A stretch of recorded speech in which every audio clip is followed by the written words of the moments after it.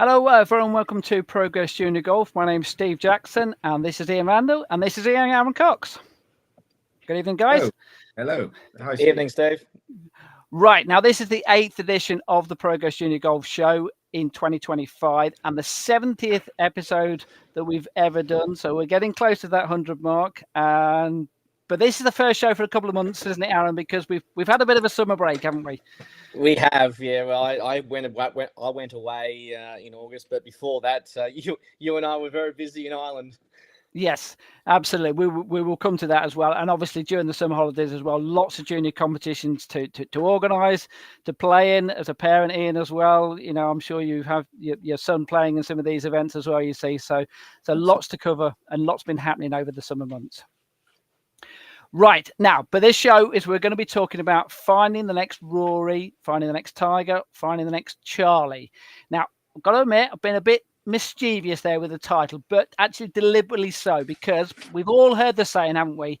He or she is the next big thing, not just in golf, but in all sports as well. So, you know, we've all heard of, you know, the next Lewis Hamilton, the next Andy Murray, the next Jimmy Anderson, next Johnny Wilkinson, the next Jessica Ennis, you know, the list goes on. And not just in this country, of course, you know, the next Lionel Messi, the next Usain Bolt, the next Michael Jordan, the next Serena Williams. So obviously this show is we're not going to find the next Rory or the next Tiger or the next Charley, but, well, mainly because whoever we do find, if we do find someone, they're going to probably have a different name, you see. But we're going to look at talent spotting. And what do you do if you do come across a very talented junior golfer? How do you develop that talent? You know, we're looking at it from a coaching perspective, players' perspective, parents' perspective, golf club, county, media. So we'll try and cover it from all different angles as well.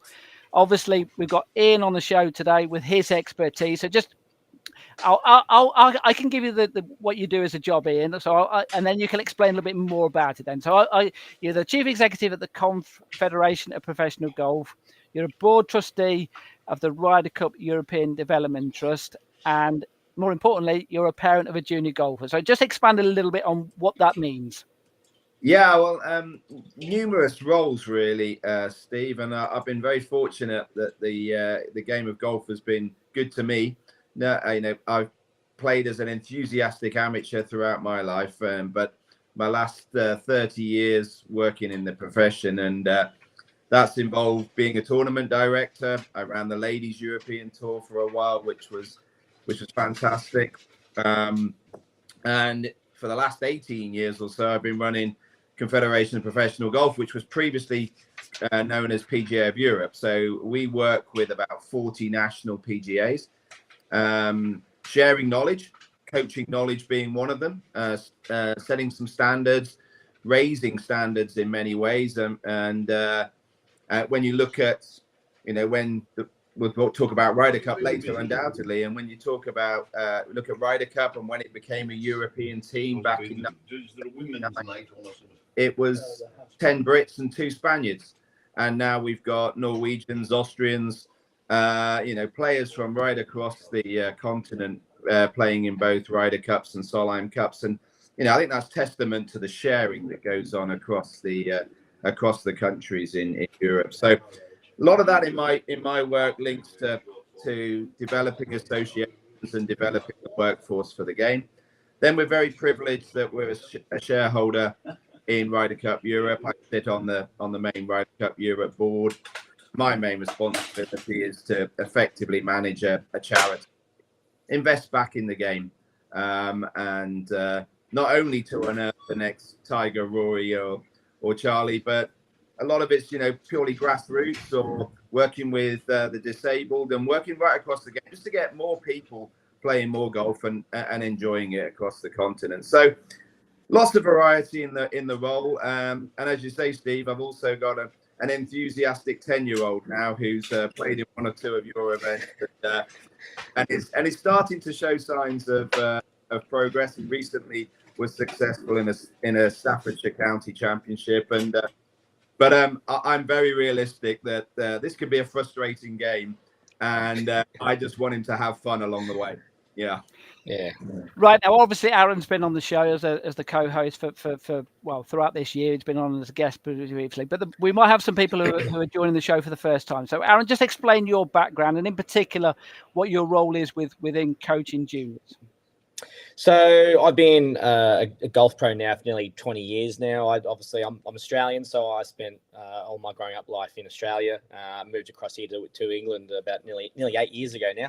I'm based up here in the northeast, Darlington, and pretty much a job that kind of was kind of just thrown into my lap, really, that came upon me, was to build a junior section. The club here at Blackwell Grange didn't really have any.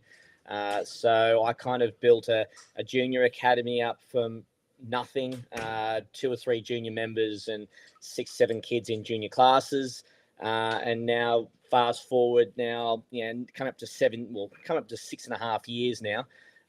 Nearly 140 junior members, and I teach 100 juniors a week in classes, plus all my elite juniors. So pretty much, close to about 130 juniors a week I'm teaching, plus building the junior section. I built a 6-hole kids course on the club here, so I play junior comps all season. I have my own Ryder Cup myself. I have the Europe versus USA Ryder Cup every year, and I use my order of merit for my comps for the top 24 kids to qualify for the following year's Ryder Cup, and I get 2 captains pick their own teams, and pretty much now it's just become literally way of life of what I do and how I do it. It's just all about the juniors and giving kids the opportunity, and working with Steve this year. I created my own junior tour, which obviously, and Steve's been a massive help in. So my ACE junior tour got off the ground this year. I had 5-6 events, and now in the process of creating next year's schedule and getting more kids in the Durham County up to Northumberland, around Newcastle, around down to Leeds, just up in the northeast kind of area, give them more opportunities to play competition golf, but also then to elevate themselves to springboard them and stepping stones onto your Ping Junior Tours, your Robert Rock Tours, giving them access to the Champion of Champions, which is over in Ireland, and just my life revolves around kids, so it's what I do. It's what I love doing. Brilliant. And you, right. Not many move from Australia to Darlington. Most go the other way. No, Ian. No, when I kind of arrived into the country at border, and then the border guy said, "You here on a holiday?" I was like, "No, I'm moving here." He says, "Why?" It's been, to be honest, it's been probably one of the best things I ever did in my life, was do a full reset when I was 32 when I moved over here. Now I'm about to hit 40, but it's kind of now what I've got, what I've created here at Blackwell. I'm trying to now start to, and Ian, you made really good points before about sharing. And sharing information about coaching and all that stuff, and ideals and all that stuff. And I find it very difficult, especially being here up in the northeast with now such a very successful junior academy with 6 to 10 to 12 to 15 golf clubs in areas around me, around County Durham, that don't have junior sections, which I've tried to lend a hand and go, "Hey guys, I see you guys have got not many juniors are at your golf club. Do you need a hand? Do you want a hand? Do you want some information of what I've done, which now I've created a massive junior academy? Do you guys want a hand so I can give you some my tips of what I've done?" And I just get a blank, "No, we're fine. We're great. Thank you. Go away. I don't really need your help."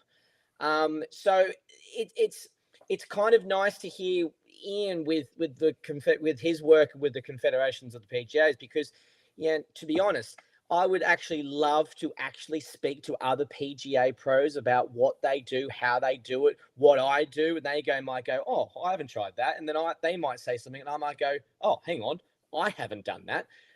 But to be brutally honest with you, I can't find any golf pro that's actually willing to sit down with me and talk about making. I might be able to help you with that. Let's take that offline and we'll try and take that. Absolutely. Yeah.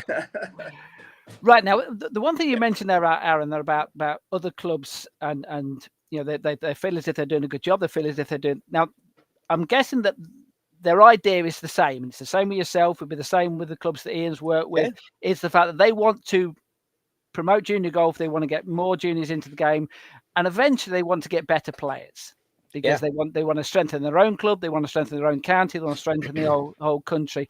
So obviously the podcast is about trying to work out how you do that and how you develop someone who might be, will be a beginner, get them to the next stage to be someone who's, a novice, to an average player, to a very good player, and then go on to become a very, very good player. Now, I know Aaron might be a little bit aware of this, Ian, perhaps not, but I'll give you a little bit about my background. I worked as a sports journalist now for 30 odd years, and I was moved to Kettering in the year 2003, I think it was, and within 12 months I met a 8-year-old golfer, and I wrote an article for my local newspaper. And this was the article I wrote. And you might recognize that young golfer there in the middle of there. And that is a golfer by the name of Charley Hull. And I was very fortunate. Stop it. And the article there on the right hand side is an article I wrote about Charley Hull when she was 8 years old. Sliding doors. That's it. And I had photos of her when she was a young kid.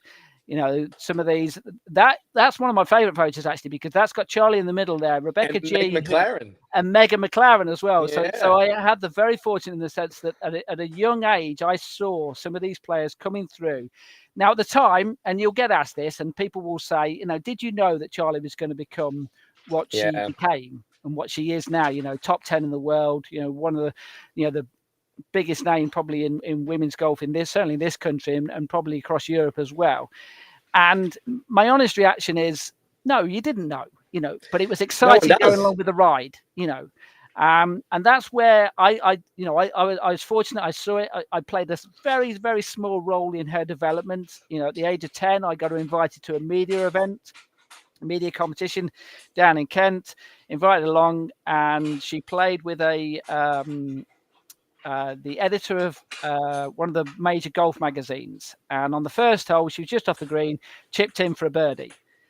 And this editor of the golf magazine thought, this kid's pretty good, kind of thing. And on the next hole, she's off the green, and he turns to someone next to him and goes, "If she holds this, I'll eat my hat." Well, of course, you know what happened next. So I had the photo of him eating his hat. And that person, I think it was Golf World magazine off the top of my head, but that person wrote an article, 2-page article, "Is this the best 10-year-old golfer in the world?" Wow. So I was the one who introduced her to that competition. She did her thing. She did what she was good at that age, and that was to express herself and go out there and play golf.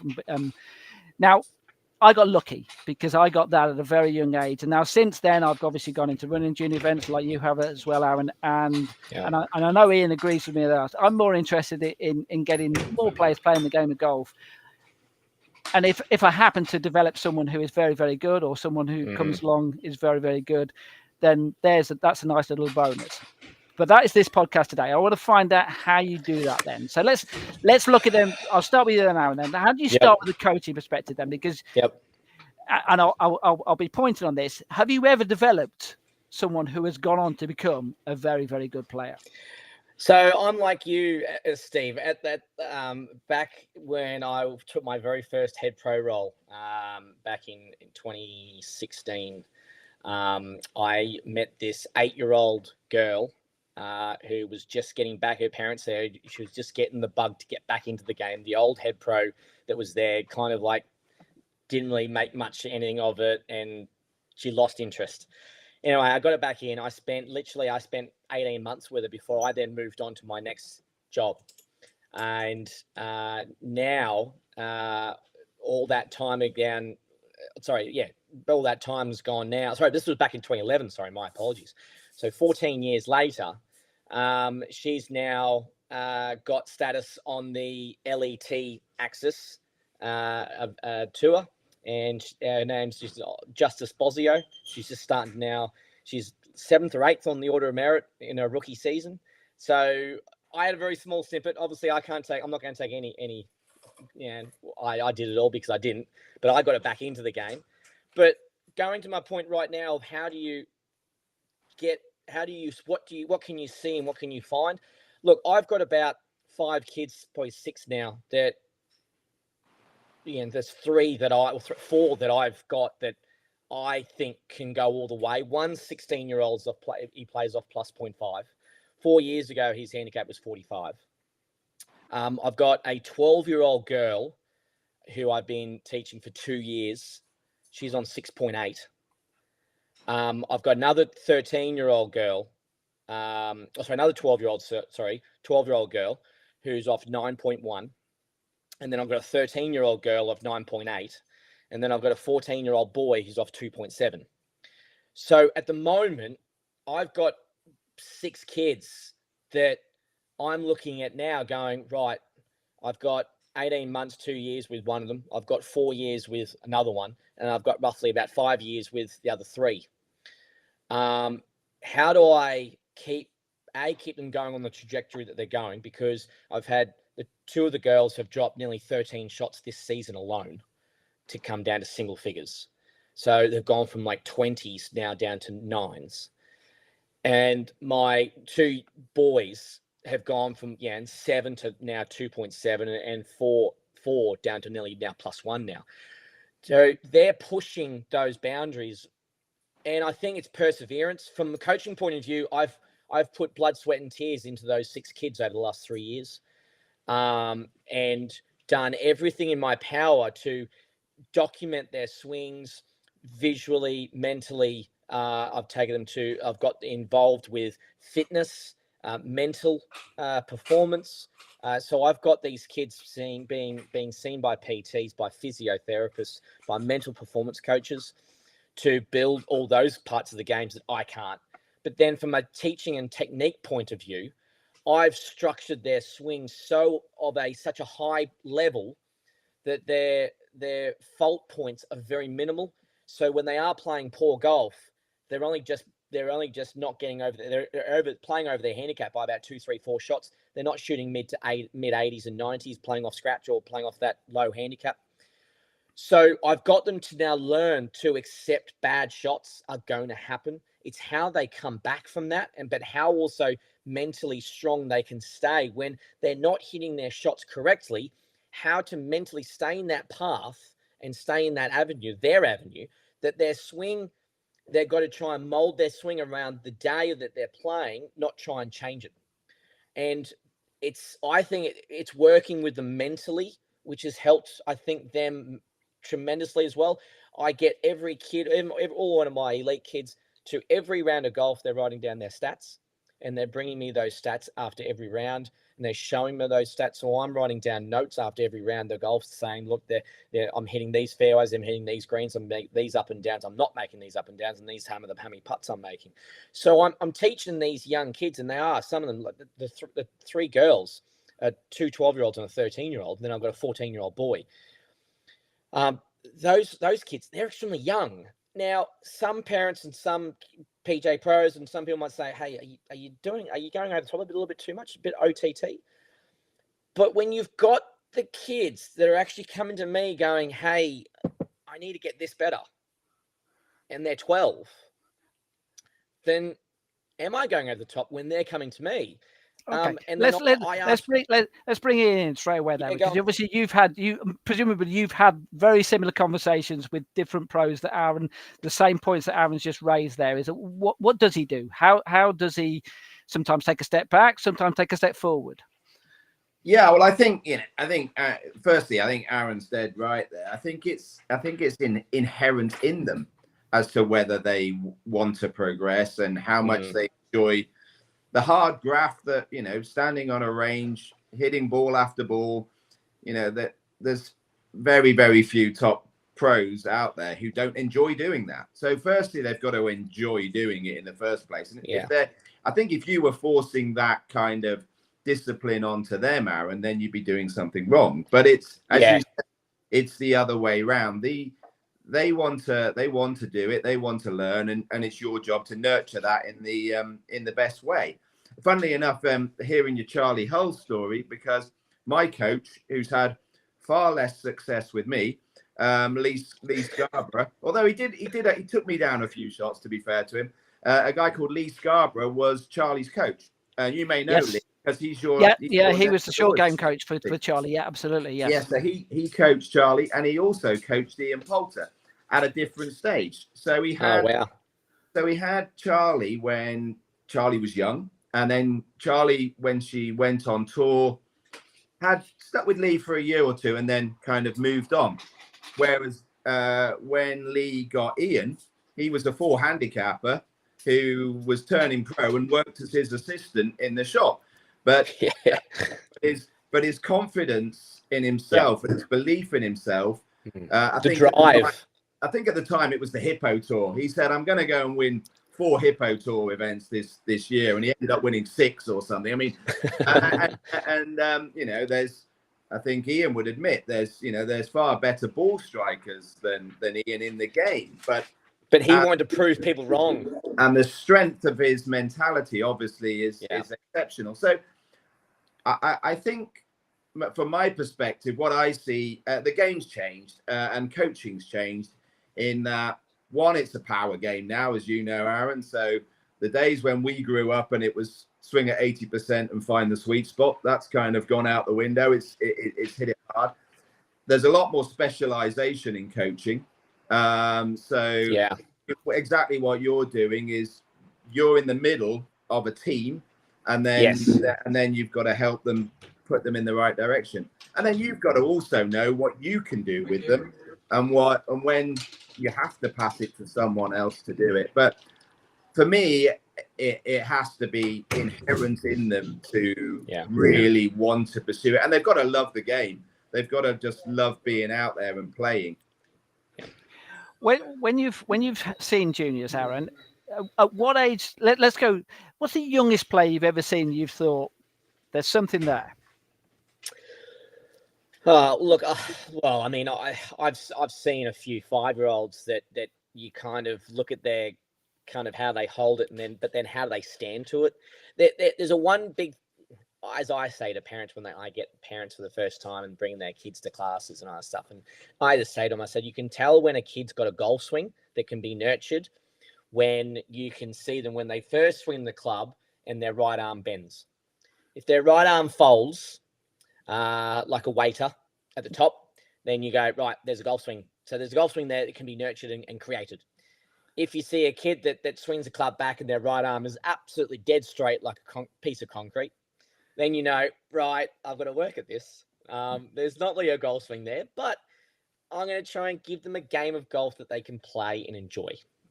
But then you're trying to, over time, you're trying to work out whether this is the parent's dream or it's the kid's dream at such a young age.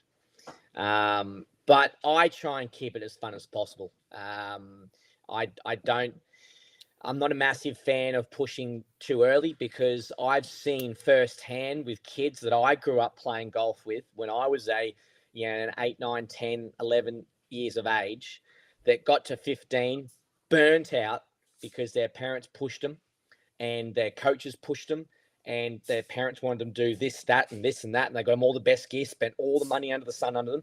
And by the time they got to 18, their golf clubs were on eBay, and they had now they're laborers and don't play golf, but they play golf every so often with the lads with a drink. Yeah. Whereas me, 30, I started golf when I was 2. I turned 40 in November, and I've been a golf pro 20 years. I'm like literally another version of Ian Poulter. I was never really good enough to go straight to tour school.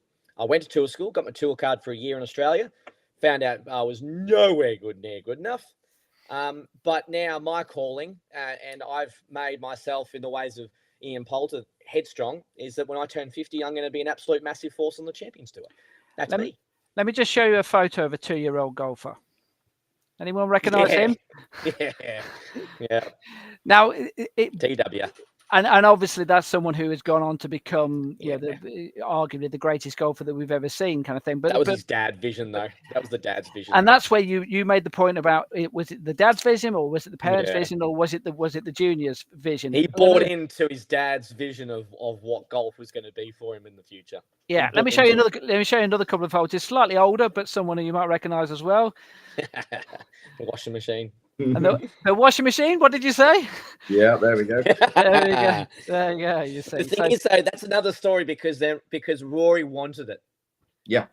I think Rory really, really wanted it. And you could see from a very young age. And then you look at all the clips and all the videos of him playing junior golf and all that stuff.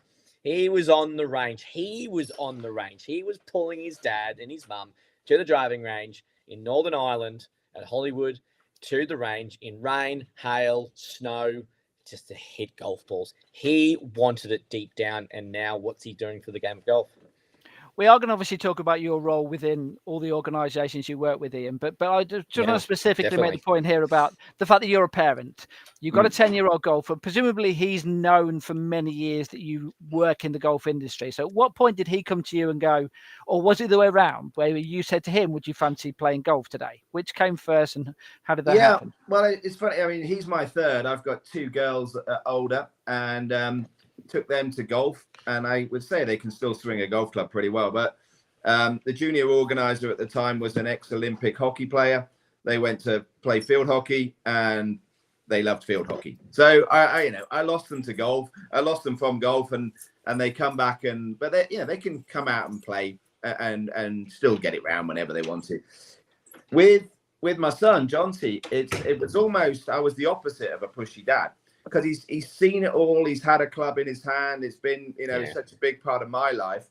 He's had a club in his hand since he's 2. Well, actually, I have a photo of him because we work closely with Ping, and I'm very good friends with the Solheim family from my days at the Ladies European Tour. I've got a photo of him because they sent him a putter with his name, his date of birth, and his weight, and it's the same length as him.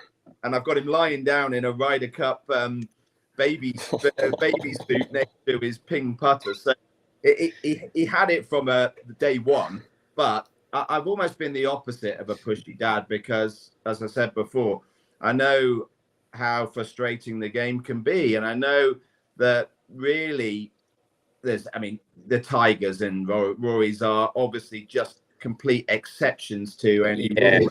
Yeah. They're 1 in a million or 1 in several million. And I've always wanted him to join in and play, but I'm a big believer that you want them to play multi-sports for quite a long time. He plays absolutely. He's played rugby, he's played cricket, etc. Yep. I wish he'd still play some cricket. He doesn't want to.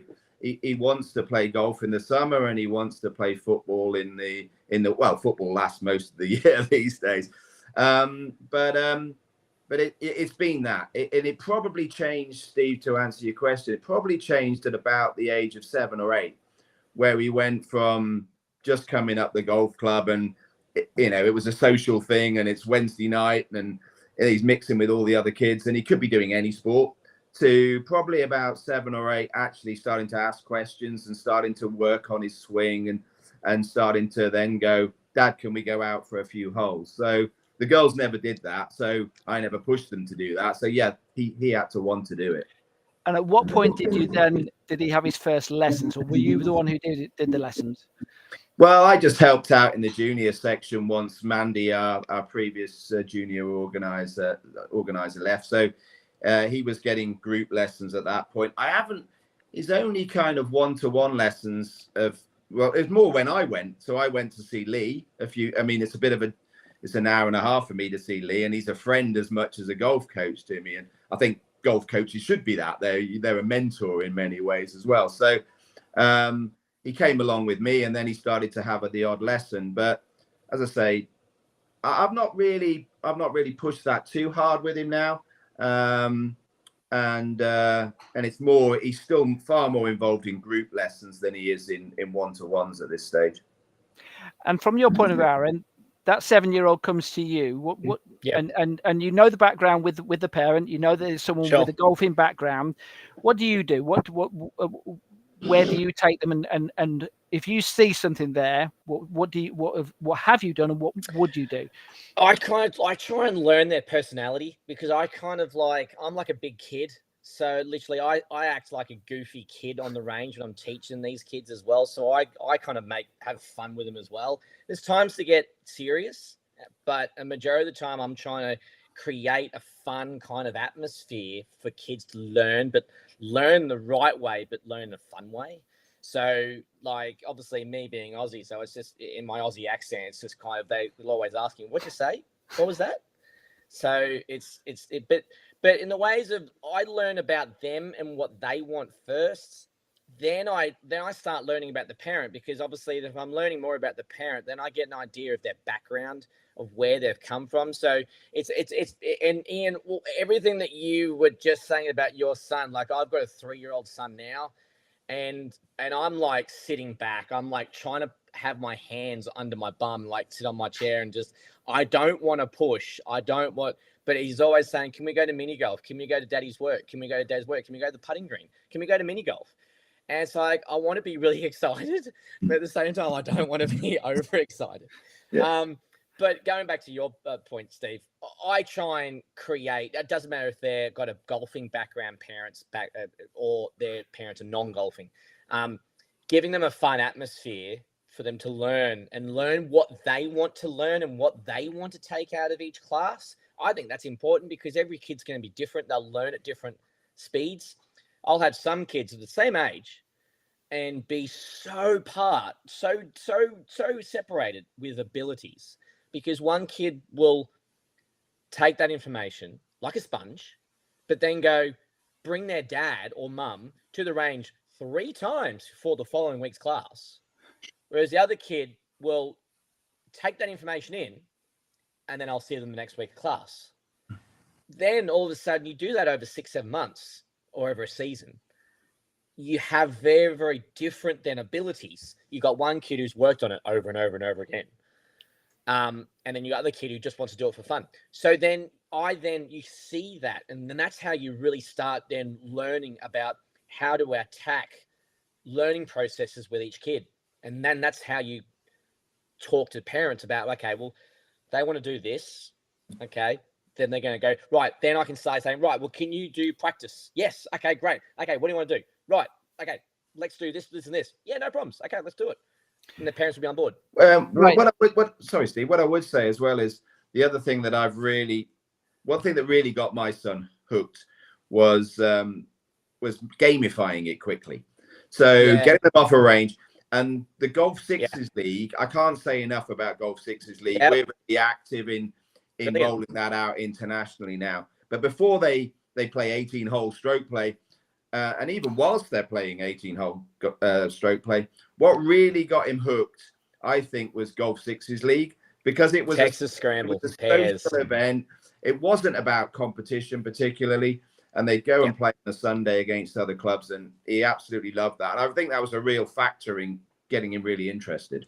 Good point, Ian, because I've got 3 teams. I've got 3 teams over 2 leagues up here in the Northeast, and I think it's been a great stepping stone for my little comps that I have on my kids course.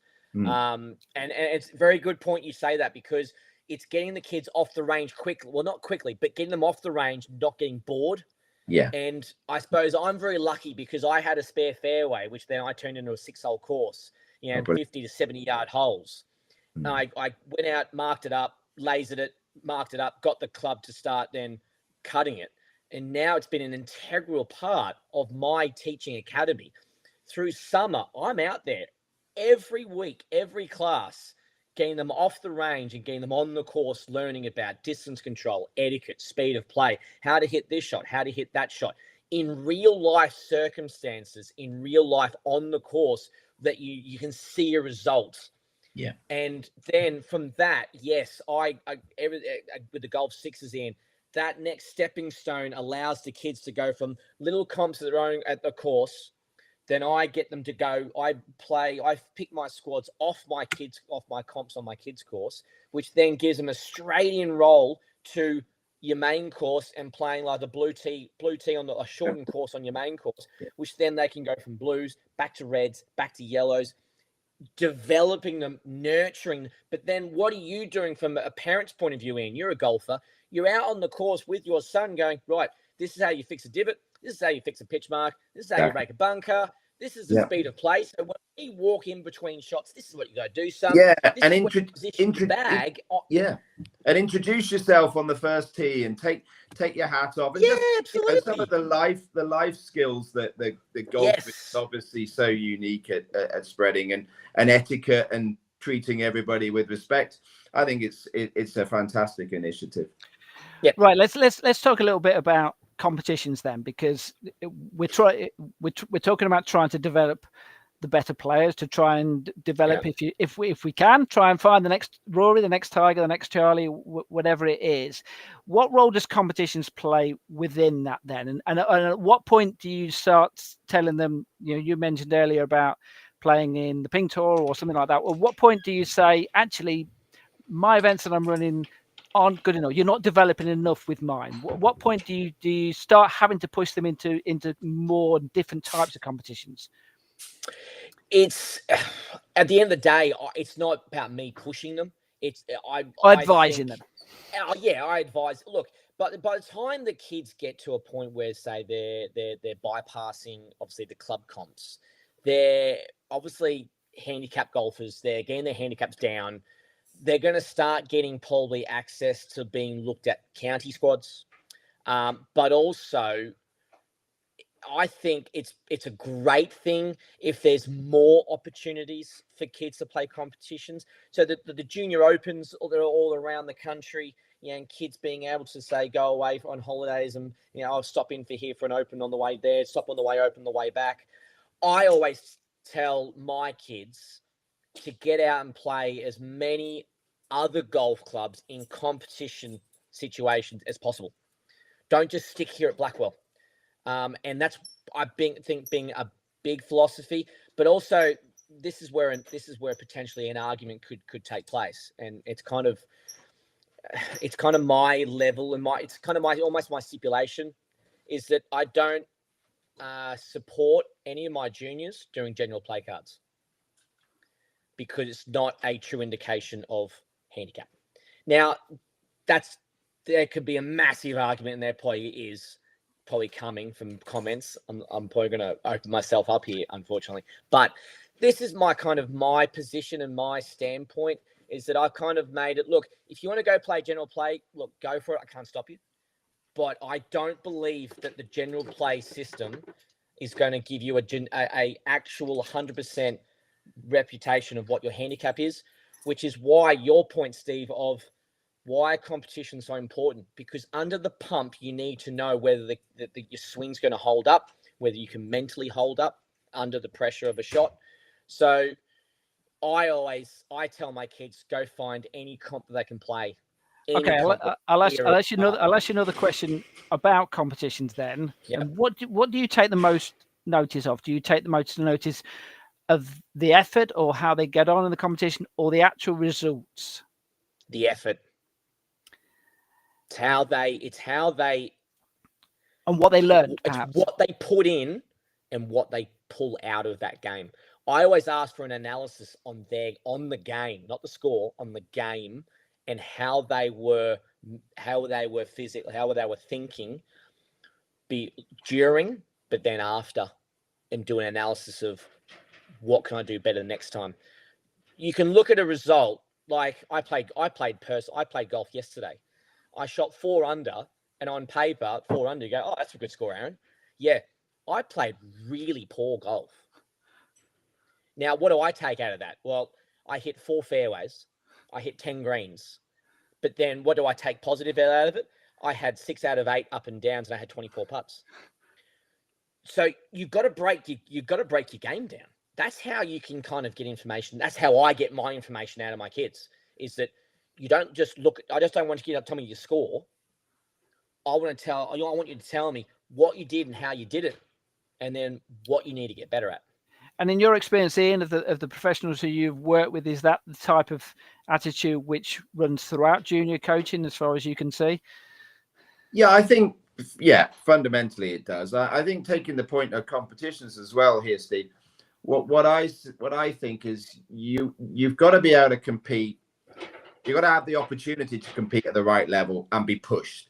Because this morning I've flown back from Slovakia, maybe looking a little weary because I was an early start. But I was at the Slovak Open yesterday, which is the biggest event in Slovakia. You know, they're not renowned for being a golfing country.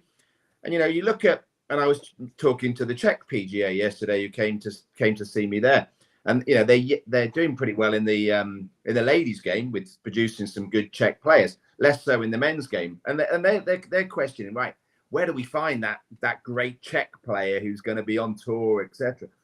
You know, and I think we're lucky over here. Any of our players are going to get exposed to really, really good players really quickly. And there's competitions where they're not going to be a big fish in a small pond for very long, because they go to the next level and there's always someone better than them that they've got to strive to catch up with. And I think having that competition that can just drag them along and expose them to better players is essential. Playing with players, and whether it's professional or juniors, and I played 6 years of junior golf with an Aussie kid at that time. He's 2 years younger than me. His name was Jason Day. No, I never heard of him. Good chipper. But when he first came onto the scene, I was beating him, I was winning. But then as soon as he got a year older, he got to 12, and I was 14. He just put his foot down, and then no one beat him for the next 6 years. And then he went on to be part world number one, won a major, and now on tour. So you kind of. I think okay. Just on that point, just on that point there, Aaron. At the age of 12, he went like that. Yeah, and you didn't. And I didn't. To an extent, he did. Yeah.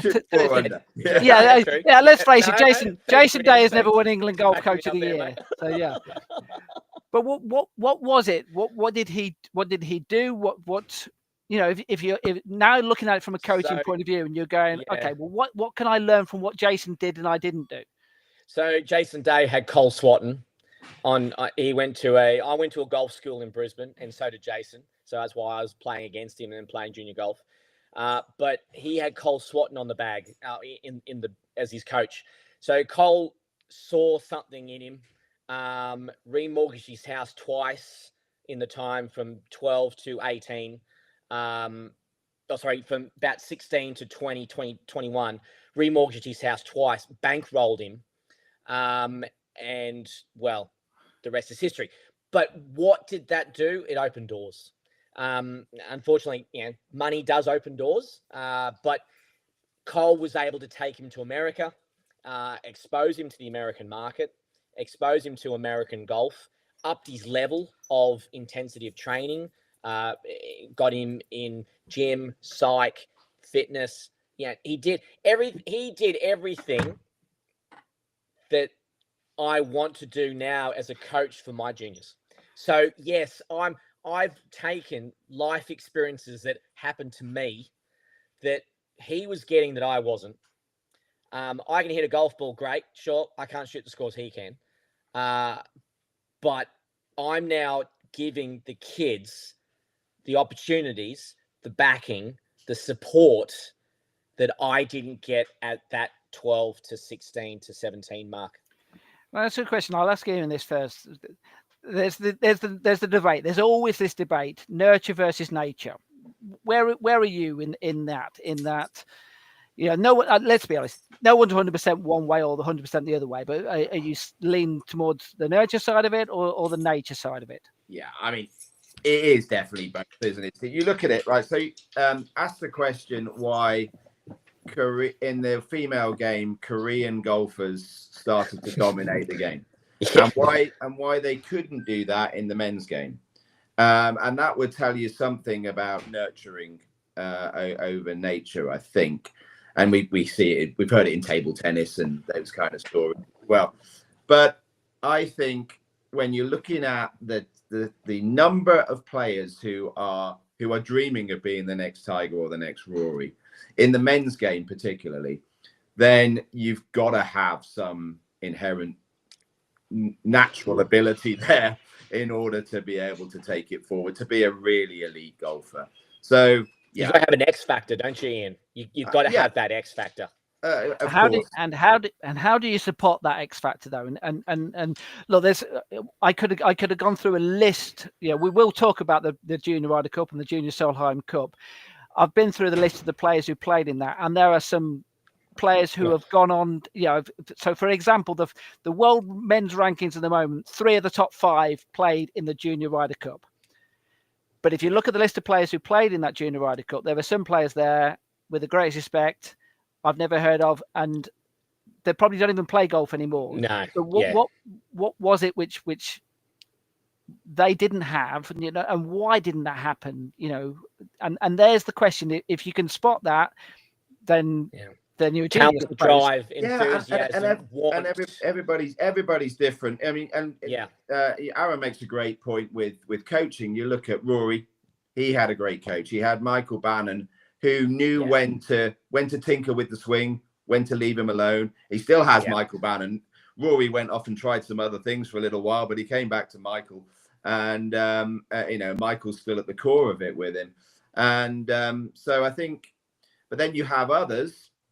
Again, we were talking the real elite players here. Martin Keimer tried to change, got to world number 1, tried to change his swing so that he could draw it as well as fade it, and lost his way, right? So, I think it's, you got great examples in the amateur game. Gordon Sherry, where did he go as a pro? So, I don't know. I think we're dealing with human beings, hey? So, as Aaron rightly said, you find out about the person first, and then the golfer second. Yeah. Okay, when you find out, when you meet someone, Aaron, who you see talent, you see someone who has the potential to become something very, very good, but there are parts of that personality whereby you go, that's not going to help you. What you're doing isn't going to help you. How do you coach that out of them, or not? I don't know. You tell me. So I'll give an example. I'll give you an example of something that I spotted. A story. I won't name names for obvious reasons, but there was a county championship which was taking place that I was aware of, and it was being played at a golf course which wasn't one of the better golf courses in the county. And the best player in the county, exceptionally good player, played a practice around there on the Friday, and on social media that evening started slagging off the golf course, saying how bad the greens were. I turned up at the golf course the following morning, and one of the main organisers came up to me and said, "Have you seen the score of?" And I fully expected it to be a bad score, and it was. After 9 holes, he was something like 6 over par, just based on what I'd seen the night before. That's my only evidence that I had. If it had turned around to, I hadn't seen that on social media the night before, and he said, well, guess what score this person's got? I'd have gone, what is he, 5 or 6 under? But just based on what happened the previous night, I thought that's someone who defeated already. Yes, defeated his own mind. That's it. And that's something whereby I wanted to turn around to his coach and go, this is something you need to look at. That person has gone on to became a very, very good amateur golfer, and as far as I can see, has turned professional and is not doing anything, which makes me think that it might not have happened for him. So potentially you're looking at the attitude of the player and how the player is looking for excuses. Yeah. Outside of themselves making the mistakes. So yeah, look, it is hard. It's about maturity, and coming from my this is where I sometimes hit the wrong. I hit a nerve with people. Being Aussie, I'm a bit blunt. So unfortunately, I don't take it. I just to put it on the tray and just like sugarcoat it. I give it to them straight and say, right, pull your finger out. What do you think you're doing? If you're that good, go off and turn pro and go put your money where your mouth is. Kind of shuts them out pretty quickly. But I pretty much tell them how it is. And I haven't really come across a parent that's gone, hey, that's a bit out of order. They've kind of gone, hey, thanks for that, high five. Because I think it needs to come from an outside source that the parent's thinking exactly everything that I'm saying, but they know that the kid won't listen to their parent. They won't listen. Whereas if their coach or someone outside of their family is saying, hey, pull your head in, what you've said, what was the need of going to social media? Because social media is just literally you're looking for attention, which then puts bad attention on you.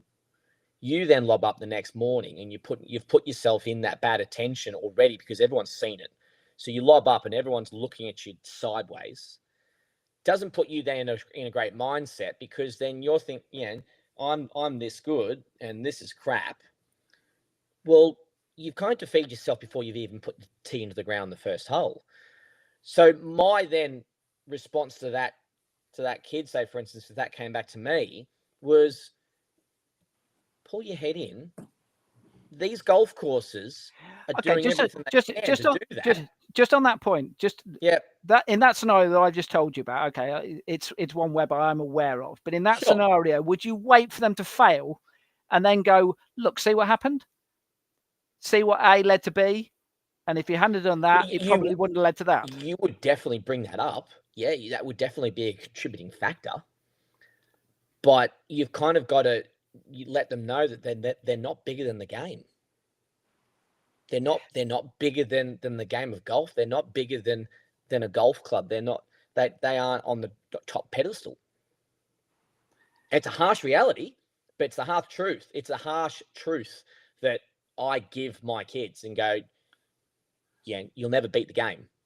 You can beat the course, but you'll never beat the game.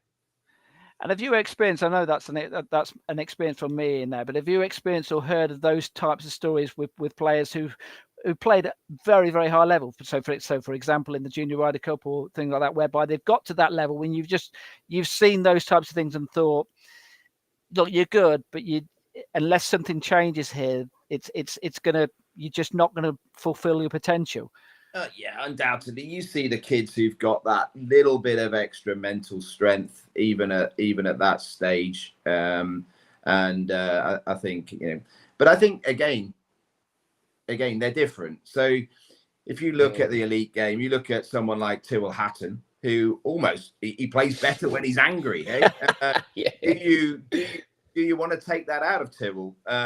He might annoy quite a lot of people, but do you want to take it out of him? He's been very successful doing it. Someone like John Rahm would have been very fiery and had to calm himself down somewhat to be a better player. And I think has done that most of the time.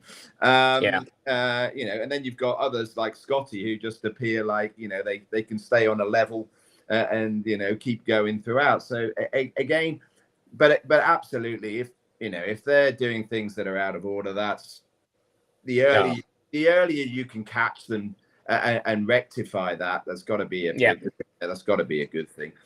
And what about we'll talk about coaching as well? What about coaching? Because we've all heard the saying, this could happen. This could be in any sport, that they're the let's pick on football for example. You always hear the saying, he always goes out for extra training. He's always the last one off the training field or whatever. And in golf, I remember VJ was always the one who was the last one to leave the reins. Bryson, at the end of the day. like Bryson now. Yeah, exactly. But equally so is that someone like Colin Montgomery would barely hit 10 shots on the range before, and he had a pretty good career. Yeah. So therefore, as a junior, how do you kind of like get that balance between, look, you need to practice, you need to learn how to do but equally so is that perhaps you don't need to practice quite as much as you are.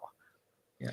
So I set drills. I just set drills. So I've on my range here at the golf club, I've got top tracers on my range. So what I'm able to do is that I've been able to get myself on as a top tracer coach, which then gives me access to a platform. So when the kids log into their accounts on the top tracers, I can set assignments for them. So mainly about yardages, about ball flights, not necessarily about their swing, but putting them in situations where, right, I need you to hit between 46 and 54 yards, but I need you to carry it that distance. I need 5 shots and you've only got 10 shots to hit. 10 shots, you have to get 5 in. If you don't do it, well, then you fail it, you got to do it again. So I kind of make those assignments, which then limits the amount of worry of swing thoughts and swing techniques to purely when they're with me. So if I'm working on technique with them and then I give them technique drills, fine, different kettle of fish. But if I want them to continue practicing, but relax the practicing off, but just concentrate on dialing in yardages and get them to hit shots at greens on the top tracer screens, that's how I do it, to keep their swing moving and rolling. And then when they need to worry about their swing and swing technique, that's when I go, right, this is where I need Johnny to come down at least once or twice, hit 5 shots with this club, 5 shots with this club, try and get this ball flight, work on this shot. And that's when they can start thinking about their swing. Yeah. And you as a parent, Ian, is that the type of thing that you're doing with John T? Yeah. No, not really. Not at this point. If he wants to, if he wants to do it, then go and do it. I think there's obviously a little bit more technology involved, and going to the range is a lot more fun now with top tracer or what have you than it used to be on a cold winter's night. To get them out there. But no, not really. Just a little bit of an anecdote here that. Because I touched upon John Rahm earlier, and you then compared Bryson with Colin Montgomery, and this it's all about personalization, I think, and understanding the human being. Because I had the privilege of listening to John Rahm's first coach, Eduardo Celes, a couple of years ago at one of our conferences, and he said when John had huge amounts of talent, right, and he was taken to him. So when he first saw him, he said the first thing he did was John was wanting to show him his long drive. And he said, no, we're not. All I want to do today is chip and putt. I just want to see you chip and putt. John's gone back to his mum at the end of the first session and said, I'm not seeing this idiot again. He says he hasn't even seen me swing a golf club. He's just, all we've done is chipping and putting. So anyway, the next time, he goes out, and he said, John Rahm had a complete overswing that went right across the line, which is obviously the complete opposite of what he's got now. But he has John Rahm with an overswing. Yeah, exactly. And he has and right across the line. And he said it was wow. But he would hit a lot of balls left, and he would be wild. And he looked at his body, and obviously it's well documented the problems John has with his foot, and his body shape, etc. And just said, look, John, you're not going to get any consistency with this. And, you're under pressure, you're hitting it left or whatever else. So, and changed his swing completely, which is the complete opposite of probably what Michael Bannon had to do with Rory. But shortened his swing, got him under control, actually just had him swinging the club back to there and hitting it hard, which is kind of where he's got to now. But I thought that was really interesting because he looked at him, one, as a person, two, as his body and his physical limitations that were going to get in the way of being able to reproduce a good golf swing. And what you say there, Aaron, is you're taking away I shoot 65 on a good day, but I shoot 85 on a bad day. He's managed to get him a really repeatable swing at that stage. Yeah. That's incredible. I never knew that about John Rahm. Never knew he had an overswing. I was very privileged to spend an hour listening to Eduardo. And wow. Yeah. Ian. Sorry, Steve. See, I feel so inadequate now. You've brought on a guest who's just like the bee's knees of knowing everybody in the industry. Makes me look like a fool. No, Aaron, the last thing I can do is teach a junior, and John T will testify to that. So yeah. Right, Aaron. I know you're going to need to shoot off pretty soon and everything like that. Yep. But just a final point there is some of the things we've discussed. We're going to go in a lot more detail with Ian about some of particularly the Junior Ryder Cup and things like that. But if you've got a junior or a golf club or another professional listening and they need a little bit of advice on, they've got someone in their club who they think might be good. They think could become, has the potential, that's the word, potential to become very good. What would your advice be to them then? Look, I say this, and Ian might back me up here, but I would say, if you're unsure, then ask for help, ask for advice on a path. If you're unsure, I mean, God, I work alongside my boss, Peter Rain, and and I always ask him questions. Oh, I've got this kid. I'm showing him videos of these kids and going, what am I missing? Am I missing something here? I think this, and this. And he goes, oh, what about that? I was like, oh, of course. Didn't see that. Thanks, boss. And and I'll pick it up next week. But if I think if clubs have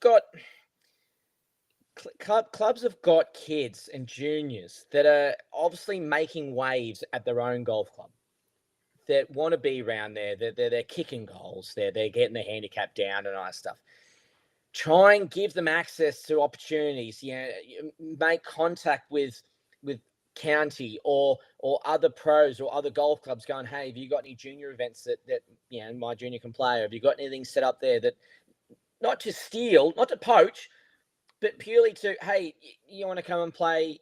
Can they come and play in a comp at your golf course? And just so I can get them some more experience in a competition. But then with kids, they've never been met before. Make new friends, networking. Like it's that kind of, I'm always inviting kids down from golf clubs around the whole area saying, hey, if you want to come, ever want to come to Blackwell, I've got heaps of junior comps. All right, you can't win the trophies because you're not a member. But hey, great for your handicap. You're more than welcome. But yeah, I think communication, is a massive key, which in England, I don't think's done enough to give more kids an opportunity to expand knowledge, expand their horizons of golf courses, expand their experience of golf courses, from links to parkland to different competitions up the coast, up to down, up to south, down to south, up to north, go up to Scotland, go across to the west, go to Wales. And I had a few kids go up and play comps in Scotland. I had kids who went out to Ireland. I had kids that went down to Wales to play competitions. I'm always a massive advocate. I'm always saying, hey, guys, if you need help in finding places, let me know where you're going, and I'll try and reach out to a few people and go, hey, have you got any comps going? Any junior comps going? I've got these teenagers coming down. Can they play? That's what I would. Yeah. The more opportunities, the better they get. The more they learn, but they learn about themselves on golf courses they don't know. They don't just sit on the same golf course and hit the same shots on the same holes that they know. Oh, if I hit a bad tee shot here, it doesn't matter. I know where it's going. Whereas they go to a golf course they've never played before, they've got no idea where they're going. Their head is like on high end all the time because they don't know where to go. So they're like going trying to calculate and do that analysis of, I need to hit it here. Where do I hit there? Do I land it here? Right. Do I need to go here? Right. What this putt's going to just uphill? Oh, there's trees. Oh, there's no trees. These bunkers. Never played these bunkers before. Right, now I've met your wife, Aaron, and I know that I'm going to get into trouble if I don't let you go. So I'm going to have to let you go, though. There will be another podcast with Aaron in a month or so. Ian might like to come on the next one, which we'll do. I'll explain a bit more later. Ian, well, Steve, you haven't met my wife, and you're not letting me go. Okay, now you're going to have to stay with me, Ian. I've got so many questions for Ian, Steve. I've got so many questions. They need to sit down and have like a 5-hour lunch with him. Aaron, I would be delighted to do that. So let's follow up afterwards. Yeah, definitely, mate. Look forward to it. All right, see you soon, Aaron. Right, Ian. So just actually expanding on that the very last point which Aaron mentioned there, and that's the communication between pros and the things that they can learn from each other. You've obviously worked in lots of different countries. Have you seen anything different between how different countries develop the better players to how they do in the UK? Yes, but I think the basis of a good pro is, as Aaron said, is communication, and obviously that share. Then they're not always great at sharing that knowledge, but I think Aaron made a really good point there. That look, if you don't know, don't be afraid to say you don't know, and go and seek that help somewhere, because there's great pros and great coaches in all of the countries, but there is a different approach from country to country, and I think part of that probably reflects culture as well. If you look at it, you look at the kind of the Spaniards who've been successful, who probably in many cases didn't have what you would deem a classic golf swing. The famous phrase, I suppose, the Spanish hands around the greens, and came from Seve and Alathabel, etc. So, they probably had a more kind of feel kind of way rather than a exclusive technique kind of way to coaching. And I think sometimes that that can be the thing, that golf pros can get so weighed down by technique, and particularly now with technology, with TrackMan, you've got to know your TrackMan numbers and get the perfect TrackMan numbers, etc. So I think what you see is, in some cultures, they are far more technical, they're far more number driven when you look at, as I say, the data all around it, and in others it's much more, let's just go with a bit of a feel around it, and that's their golf swing, and we'll work with that rather than trying to make it perfect, I suppose. And also, you mentioned that the career they're doing fantastic work with female golfers, as opposed to particularly the success in the sense of the amount who've gone on to become exceptional players. I think it's quite similar as well in the Scandinavian countries as well. They have a very high rate and a very high number of ladies who play the game, let alone become very good players as well. Is that something whereby we can learn to try and develop more girls in the game in this country from countries like that? Yeah, well, it's cultural and it's historical in a way, I suppose, in that when I've had these discussions in our conferences of how do we get more females, etc. And then like the Germans and the Swedes will go, well, we're already at 40% participation in girls and females. This is a British problem. It's not, and it's I suppose a lot of that's historical, and it is moving. But when you look at it from a PGA professional perspective, across our membership, you've probably got an average number of percentage of female pros against male pros it's less than 10% in across those PGAs who are female coaches. So there's some great opportunities for female coaches to really move forward. But I suppose that then that reflects the supply line as probably the number of, in old terminology, category 1 golfers is obviously probably reflects that as well in the male game against the ladies game. So yeah, I think there's a lot we can learn culturally as to how they bring the girls through the game and keep them there, because I think that's one of the challenges.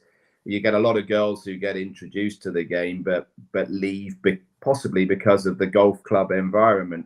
I mean, I was lucky. I played the Junior Solheim Cup AMAM in Sweden, in Spain in 2023, and I played with a Swedish girl, Maya. I'll get her surname wrong, but Ortegren, her name. Okay, and right. she was +7, give or take. And didn't hit the ball I probably hit the ball the same distance as me, so she did okay, but just didn't miss a shot. It was. And she was just playing for fun that day in the AMAM.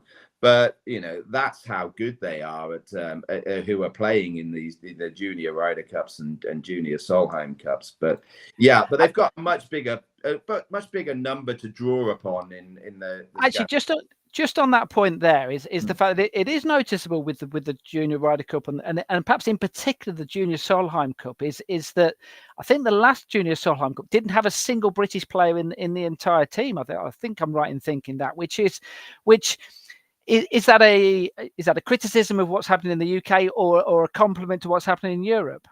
Bit of both, but also a little bit historically in some of them the kind of qualification system as well.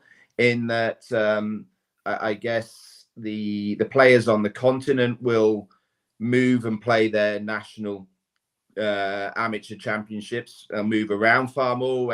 Where possibly part of the problem. Well, it's not the problem, but there's so many opportunities to play here in the UK that our players don't go onto the continent and play different national opens quite as much, so they don't get spotted as much by those involved in the European Golf Association, for example.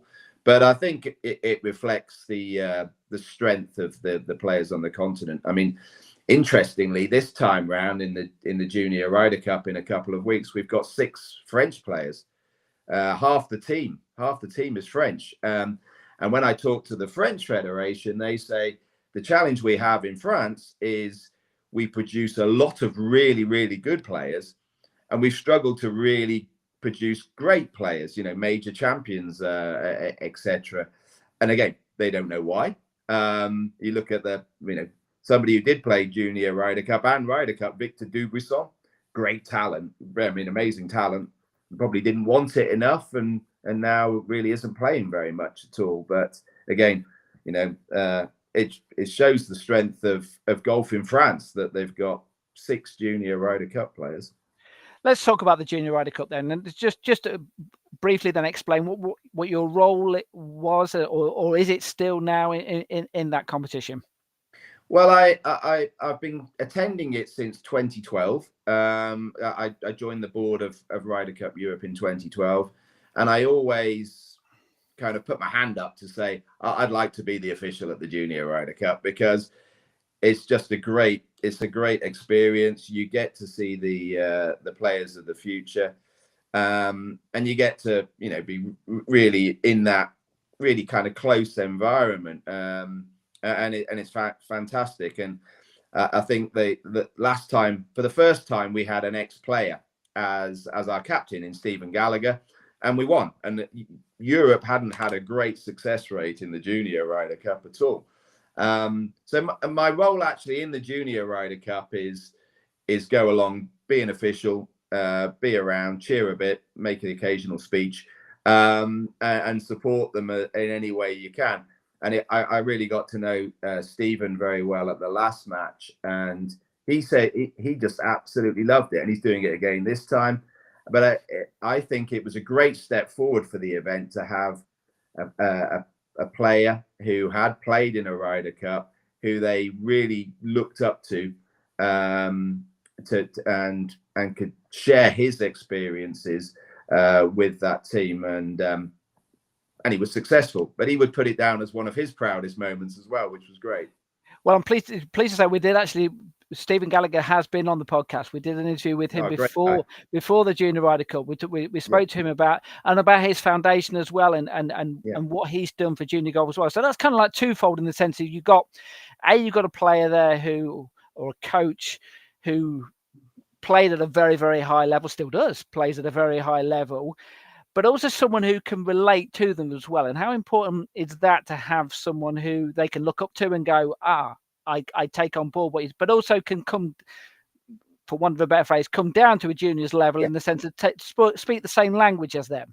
Yeah, no, absolutely. It can't just be an honorary position. And that was the thing with Stephen. He put himself right into the role. He attended the qualifiers in advance, so he knew the players. He introduced himself. It wasn't just they came to the matches cold and then got oh look, there's Stephen X, there's a Ryder Cup player, and now we've got to play for him. He got to know them. He got to know the role, and he's very passionate about junior golf, and he's doing some great work, as you know, up in Scotland. And I think that's very important. So yeah, you're right. Just putting an ex-player in for the sake of putting an ex-player in isn't the right answer. And Stephen's perfect for it, and hopefully we'll find more Stephens in the future. Right, now you say you got involved from 2012 onwards, and I'll mention some of the players who played in the Ryder Cup before then, the Junior Ryder Cup before then. So back in '99, Hunter Mahan, Suzanne Pedersen, 2004, Tony Finau, Carlos Agenda, Oliver Fisher, a guy called Rory McIlroy, you might have heard of. He played in it that year as well. The following Ryder Cup 2006 was Tony Finau and Carlos Agenda again. 2008, Jordan Spieth, Lexi Thompson, Leona Maguire, Jordan Spieth and Justin Thompson in 2010, Alison Lee as well. And then when you joined 2012, there was a guy called Scotty Scheffler played in it. Now, do you remember watching him at that time and going, because and this is my point, which I want to come to, is the fact that, so that was 13 years ago. Yeah, we're getting old. When you looked at his swing then, did you go, that's a weird swing? that's not going to make it a professional level? Or did you go, look, he's just brilliant, full stop? How much did you see, or do you remember him at that?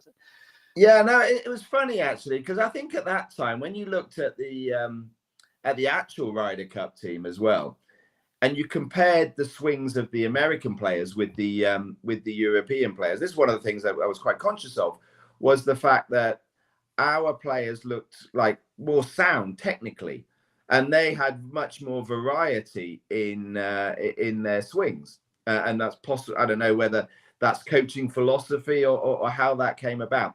And as you rightly say, there's not many coaches out there who would have pre-Scotty even now would coach that golf swing. But I'm not sure that Scotty particularly stood out to me on that occasion at all. I think what I was thinking at that time was we weren't strong enough in the ladies' side, in the girls' side, in order to be competitive. And I think that's shifted. That has definitely shifted over the last few matches. We've seen I would say the female game in Europe's moved forward considerably, and the strength in depth in the female games moved forward considerably. Just in that event, the 2012, Alison Lee and Bronte Law were both in the two teams for that year as well. And Bronte did amazing in 2019 at the Solheim Cup. Absolutely, yeah.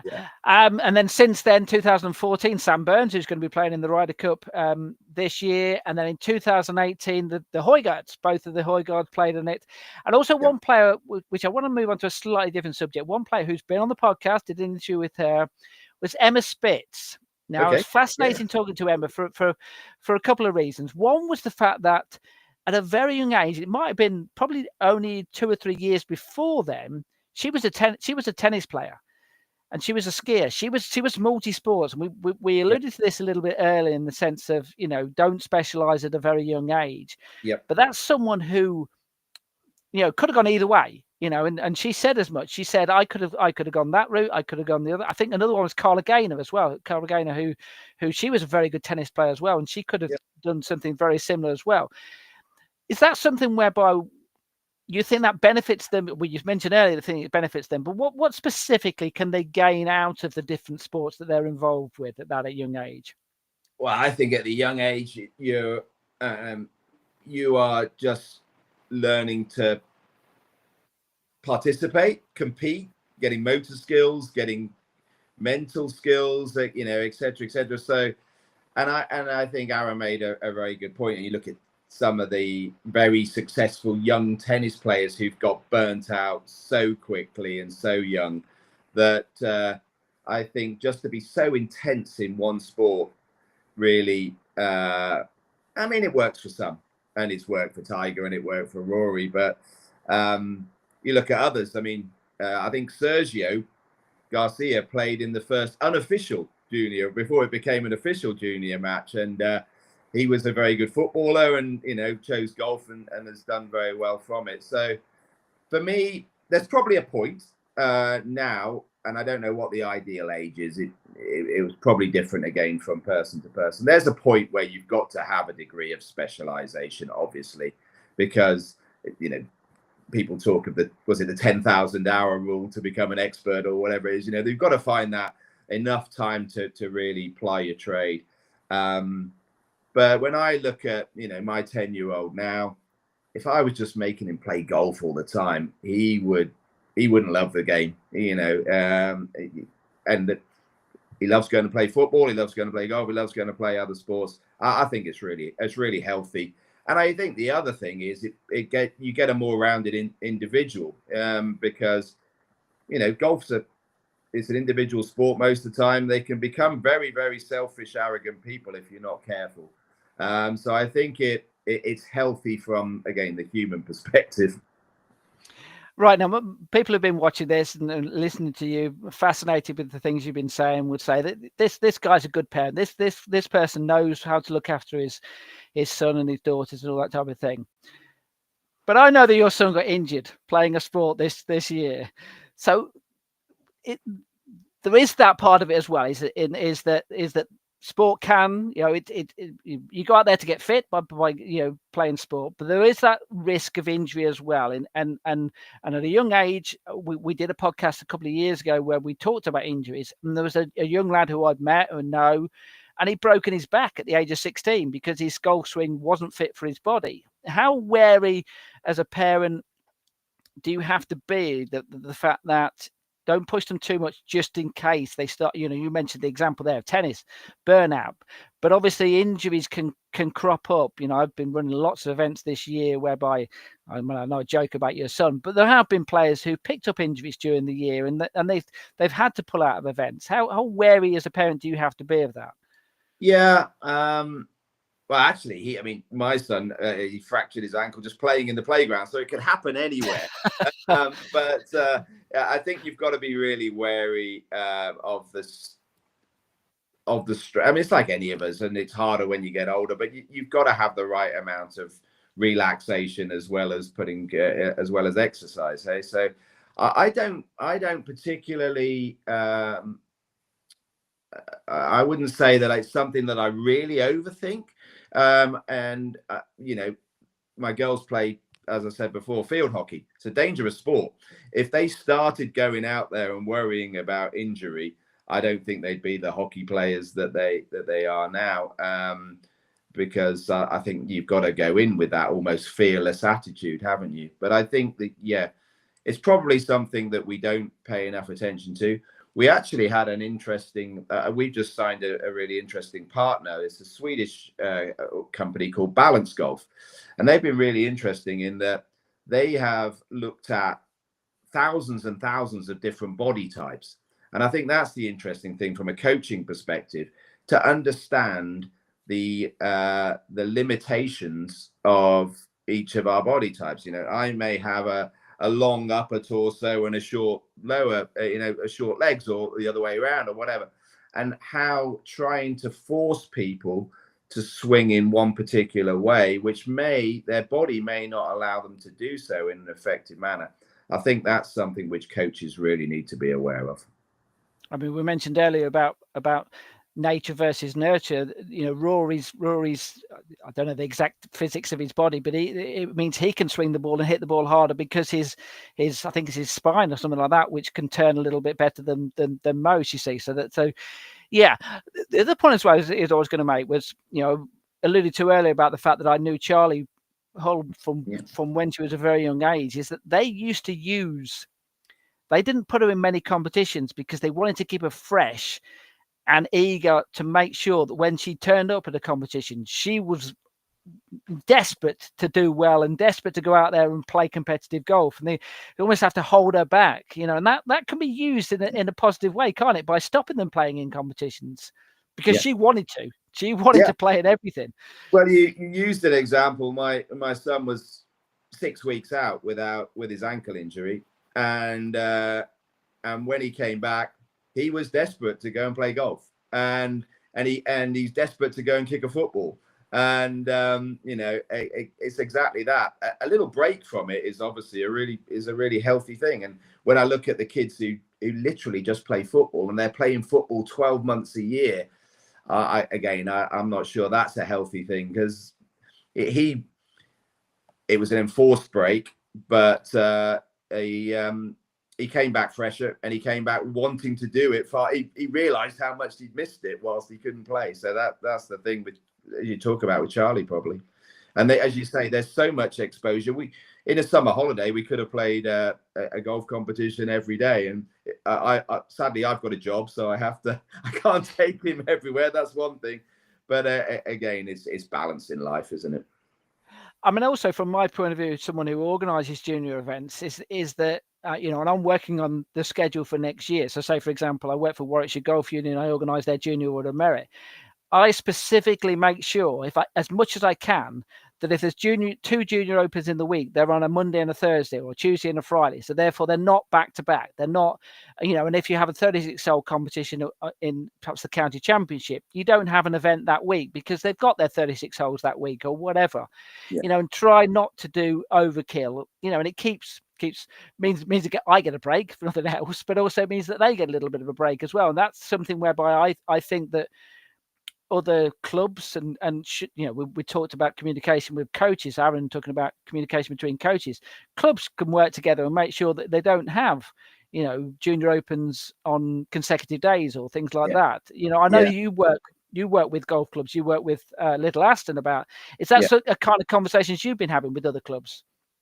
Yeah, no, not to any great extent. And I think fitting things into calendars is tough enough for most of the golf clubs. But the interesting thing for me is my son this year's got onto the Staffordshire kind of pathway. Sorry, nothing against Warwickshire. He's actually a member of a club in Warwickshire as well. Just that we happen to be little out, and he's loved playing the Warwickshire stuff. But I've been impressed with the way that they've gone about that and the way that they've treated it.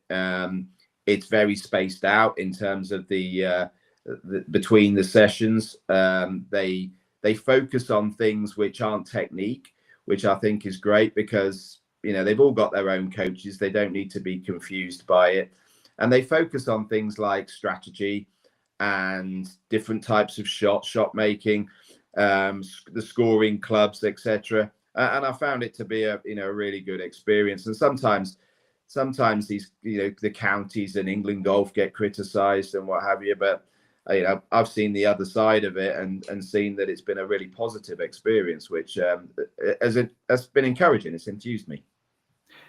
Right, just want to make one final point. Obviously, work as a sports journalist. As I'll show you this. I mean, I went on the internet and put in the next, and this is just one of them. This is just one of the articles you could find out there. Pick like I said, the next Lionel Messi, the next whatever kind of thing, and is that. It's easy. It's an easy headline. I fell into the trap of calling this podcast, finding the next Rory, the next Tiger, the next Charley kind of thing. But it is easy for a journalist to think that sells my paper, but it puts added pressure on, the junior, the golf club, the county, or whoever it is, and you as someone who works within the industry, how much time do you have to say, do you ever speak to the media and say, take a step back on occasion, don't build this person up to be the next big thing. Just let them develop. Do you feel as if we in the media need to take on a little bit more responsibility with that? Yeah, but reality is you need a headline, hey? And we all know that. We all know that. But I think as I say, you made the point earlier, no one's ever going to be the next Tiger. No one was ever going to be the next Jack Nicklaus. No one's ever going to be the next Laura Davis or Annika Sorenstam. They're going to be their own person. Probably even 2-3 years ago, you wouldn't have. I mean, I would have challenged you, Steve, to predict Scotty's dominance in the game 2 or 3 years ago. We saw him break down at the 2023 Ryder Cup, having got beaten out in the country. 9-7, absolutely, beaten out in the country. And at that point, he wasn't the outstanding player in the world of golf. So I think reality is, and we talked about Ian Poulter. I mean, he was playing off a handicap of 4 at whatever, 18, 19. So, it comes at very different stages. There's always the one or two who stand out. And you use the example of in 2018. I mean, that 2018 Junior Ryder Cup team had Rose Zhang was in there as well, who's obviously was an amateur phenom, if you want to use that phrase, and has gone on straight away to be a good professional. The Højgaard stood out. The one who stood out on the American team was Akshay Bhatia, and you could tell there that he was going to be something. He was confident without being arrogant, but he was a kind of a leader in the American team. You could see it straight away, and you could tell he was good. So I think you can tell to an extent, but there's definitely a few who surprise you in there as well, isn't there? Absolutely. Right.